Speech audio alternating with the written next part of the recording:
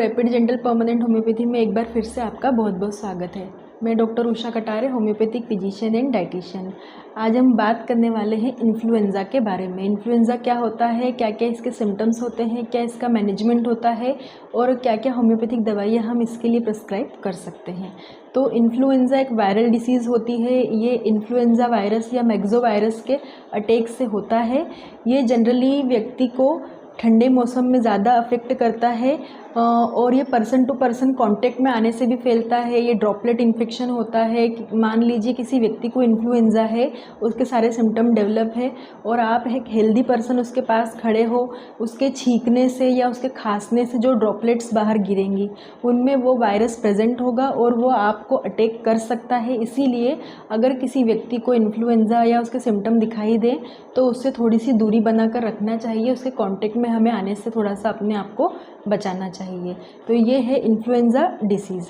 अब हम इसके सिम्टम्स के बारे में बात करें तो इसमें सबसे पहले तो स्नीजिंग होने लगती है, रनी नोज़ होती है, कफ बहुत ज़्यादा होने लगता है, हस्की वॉइस हो जाती है, गले में एक खराश सी होने लगती है, हॉर्सनेस होती है, पूरे शरीर में तनाव और पूरे शरीर में दर्द होने लग जाता है, बहुत ही हाई टेम्परेचर हो जाता है हमारी बॉडी का, सीवियर हेडेक होने लगता है, कुछ समझ में नहीं आता है, कन्फ्यूज़न होता है, पूरे टाइम में एक डलनेस सी बॉडी में रहती है, बहुत ही वीकनेस फील होती है।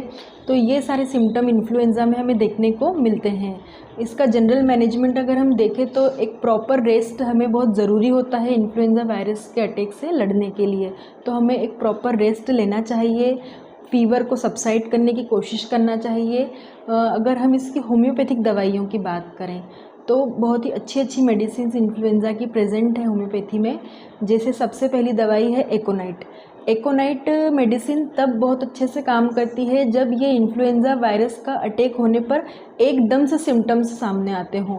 सडनली आपको हेडेक भी होने लगे, एकदम से राइज ऑफ टेम्परेचर हो जाए, बहुत तेज़ बुखार आ जाए, सडनली आपकी बॉडी में बहुत दर्द होने लग जाए। ऐसी कंडीशन में अगर हम एकोनाइट मेडिसिन की 30 या 200 पोटेंसी पेशेंट को अगर प्रिस्क्राइब करते हैं 4 से 5 दिनों तक, दिन में 2 या 3 बार, तो उससे बहुत ही अच्छे रिजल्ट हमें देखने को मिलते हैं।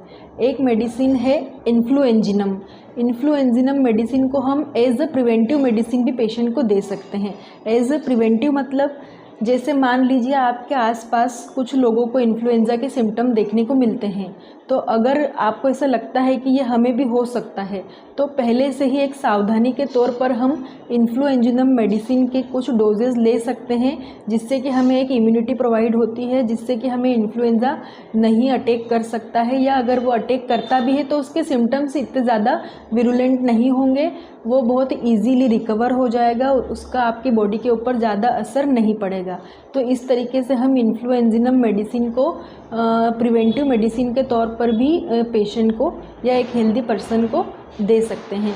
इस मेडिसिन की हम 1 पोटेंसी पेशेंट को प्रिस्क्राइब करेंगे, दिन में 2 बार 1 से 2 दिन तक एज अ प्रिवेंटिव देंगे, तो सिर्फ 2 या 3 दिनों तक हम देंगे। इसकी लोअर पोटेंसी भी दे सकते हैं।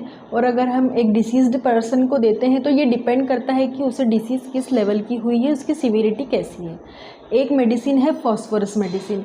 फॉस्फोरस मेडिसिन को हम पोस्ट इन्फ्लुएंजा मेडिसिन के तौर पर भी दे सकते हैं। पोस्ट इन्फ्लुएंजा मतलब कि जब इन्फ्लुएंजा आकर चला जाएगा, उसके सिम्टम्स भी रिकवर हो जाएंगे, लेकिन आपकी बॉडी में अभी भी एक वीकनेस सी बनी रहेगी। आपको हमेशा ऐसा लगता रहेगा कि अभी भी कुछ प्रॉब्लम है, मैं पूरी तरीके से ठीक नहीं हुआ हूँ, एक कमज़ोरी सी रहेगी, काम में मन नहीं लगेगा, थकावट सी रहेगी, आपको हमेशा सर दर्द होता रहेगा, बॉडी में पेन रहेगा।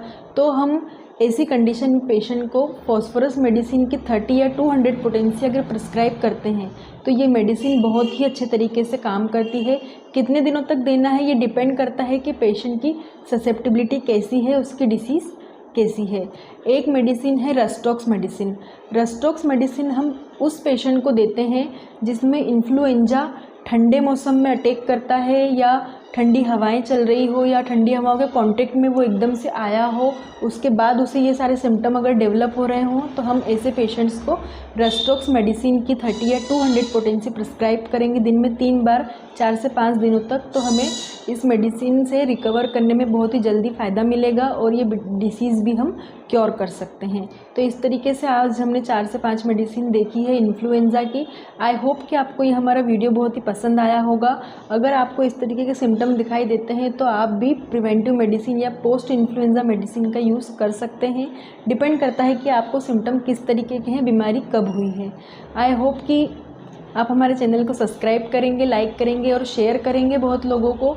अगर आप हमारे चैनल को सब्सक्राइब करके बेल आइकन को प्रेस करते हैं तो उसका नोटिफिकेशन डायरेक्ट आपके मोबाइल पर आएगा, जिससे आपको हमारे कोई भी वीडियो सर्च नहीं करना पड़ेंगे, उसका डायरेक्ट नोटिफिकेशन मोबाइल पे आपको मिल जाएगा। और ज़्यादा से ज़्यादा लोगों को आप शेयर कीजिए, क्योंकि मौसम ठंडा है, बीमारियां होने के चांसेस बहुत ज़्यादा हैं, स्पेशली इन्फ्लुएंज़ा और कॉमन कोल्ड और कोराइज़ा के ऊपर भी मैंने एक वीडियो बनाया है। मैं इसका लिंक डिस्क्रिप्शन बॉक्स में डाल दूँगी, आप उसे भी देख सकते हैं। क्योंकि ठंडे मौसम में ज़्यादातर इन्फ्लुएंज़ा और कॉमन कोल्ड दोनों ही व्यक्ति को अटैक कर सकते हैं। तो इससे बचने के लिए बहुत ही अच्छी दवाइयों के बारे में मैंने बताया है। तो आप हमारे वीडियोज़ को ज़रूर देखें। Thank you so much.